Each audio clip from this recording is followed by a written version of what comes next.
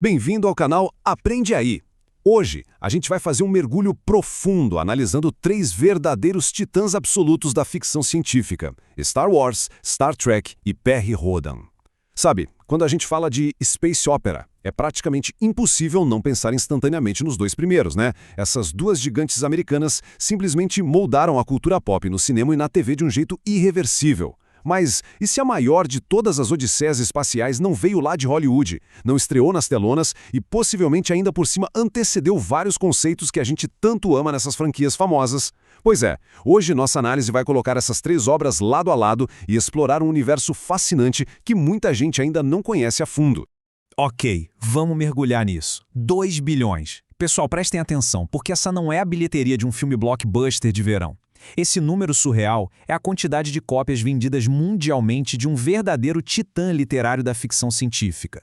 Uma obra que por muito tempo ficou meio que escondida do grande público mainstream, mas que tem uma força simplesmente colossal. A gente está falando aqui de uma escala tão épica que literalmente eclipsa muitas das franquias gigantes que dominam a cultura pop hoje em dia.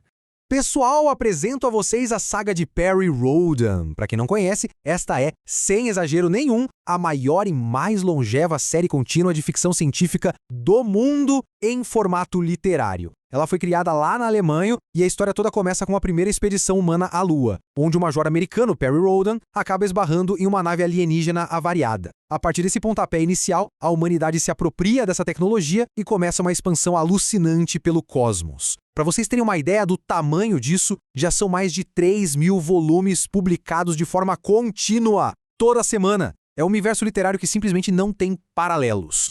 Agora, o que é realmente interessante neste ponto é a cronologia da coisa toda. Vejam como ela domina completamente essa conversa. Perry Rhodan começou a ser publicado na Alemanha em 1961, bem no auge da Guerra Fria. Ou seja, isso vem muito antes da estreia de Star Trek na TV americana, lá em 1966, e muito antes da chegada de Star Wars aos cinemas em 1977. E olha só, prestem muita atenção nestes dois marcos aqui na nossa linha do tempo.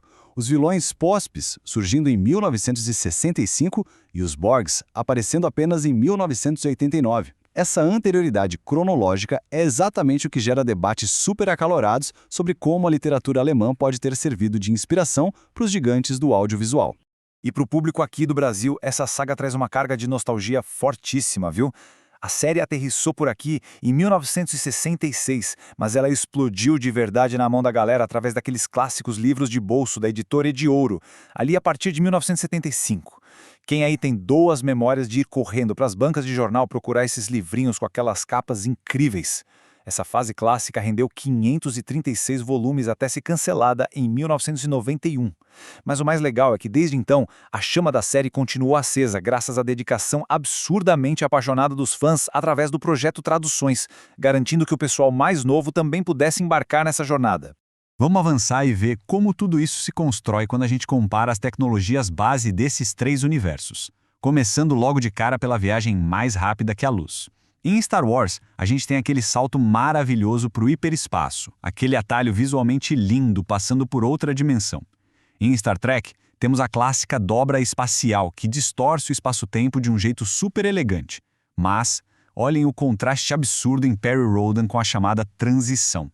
Aqui, gente, a viagem interestelar não é um passeio gostoso no parque, não. É um processo brutal e fisicamente doloroso, onde a nave e toda a tripulação são completamente desintegradas, viram energia sob uma aceleração extrema e só depois se remonta no destino final. É uma visão muito mais dura e crua da ficção científica. E quando o assunto muda para as habilidades além das máquinas, a diferença também é gritante. Star Wars abraça com tudo a fantasia, com a força, nos místicos cavaleiros Jedi, os sabres de luz e aquela jornada bem clássica do herói. Já Perry Rhodan segue por um caminho de extrapolação biológica com os mutantes. A gente está falando de seres com telepatia e telecinese, incluindo personagens inesquecíveis como o Guki, que, para quem não sabe, é um extraterrestre super poderoso que parece uma mistura bizarra e fascinante de um rato com um castor. Além disso, os protagonistas ganham os chamados ativadores celulares que basicamente paralisam o envelhecimento deles. Isso traz à tona um peso psicológico solitário e imenso de ter que guiar a humanidade por milhares e milhares de anos.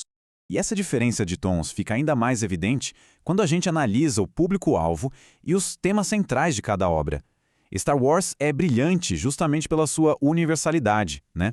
Apela para todas as idades, com muita ação, humor e aquela eterna luta clara do bem contra o mal. Star Trek já traz um apelo mais geral focado na exploração do espaço, em ética e em questões sociológicas. Perry Rhodan, por outro lado, foi construído focando quase que exclusivamente num público adulto. Tem uma pegada muito mais séria, sabe? Mergulha a fundo em conflitos políticos, diplomacia complexa e umas descrições técnicas de hard sci-fi que são super minuciosas. E com todo esse contexto incrivelmente rico que a gente acabou de ver, nós chegamos ao grande ponto de ebulição desta análise. Quando a gente vê conceitos tão complexos surgindo na literatura e depois aparecendo décadas mais tarde na televisão de uma forma praticamente idêntica, o que a gente está testemunhando de verdade? Será que isso é um caso de inspiração direta, tipo um plágio disfarçado? Ou será que é só uma evolução paralela, com mentes brilhantes pensando ao mesmo tempo sobre as mesmas questões fundamentais do nosso futuro? Pessoal, só uma pausa rapidinha aqui. Se vocês estão curtindo essa análise, por favor, compartilhem o canal e deem aquele like. Isso ajuda a gente demais a continuar trazendo esse tipo de conteúdo, beleza? Valeu! E isso ilustra brilhantemente a nossa grande polêmica. De um lado, temos os POSBs, que foram introduzidos em Perry Rhodan lá no longínquo ano de 1965. Acompanhe comigo. Eles viajam pelo cosmos em naves gigantescas em formato de cubo com 1000 metros de aresta, fundem componentes biológicos com robótica positrônica e, para completar, são guiados por uma mente coletiva chamada Plasma Central. Aí, do outro lado, 24 anos depois, lá em 1989, Star Trek nos apresenta os Borgs, naves cúbicas massivas, integração cibernético-biológica e uma mente de enxame impiedosa. É sério. As semelhanças conceituais e visuais apresentadas nessas fontes são absolutamente inegáveis e chegam a ser chocantes para qualquer fã de ficção científica. Mas claro, mantendo a neutralidade na análise da nossa fonte, a gente precisa olhar para as motivações por trás dessas temidas máquinas em formato de cubo.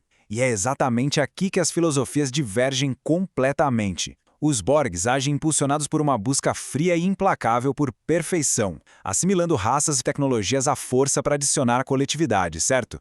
Já os POSBs originais, bom, eles eram conhecidos como nascidos pelo ódio, e a motivação deles era bem mais visceral. Eles tinham um ódio profundo, quase inerente, por toda e qualquer vida que fosse puramente orgânica, buscando ativamente a aniquilação dessas espécies. Então, o ponto crucial é que, apesar de todas as diferenças de tom e filosofia, esses universos orbitam o mesmíssimo imaginário fantástico da humanidade. E, curiosamente, de vez em quando, eles literalmente colidem. Um fato maravilhosamente inusitado registrado nas fontes é que os fãs mais atentos e com olhos de águia descobriram um crossover acidental na arte oficial. A inconfundível nave Millennium Falcon do Star Wars foi desenhada de fininho, ilustrando a capa da edição número 364 de Perry Rhodan. Sério, é uma ponte visual acidental sensacional que meio que conecta de vez todas essas narrativas titânicas.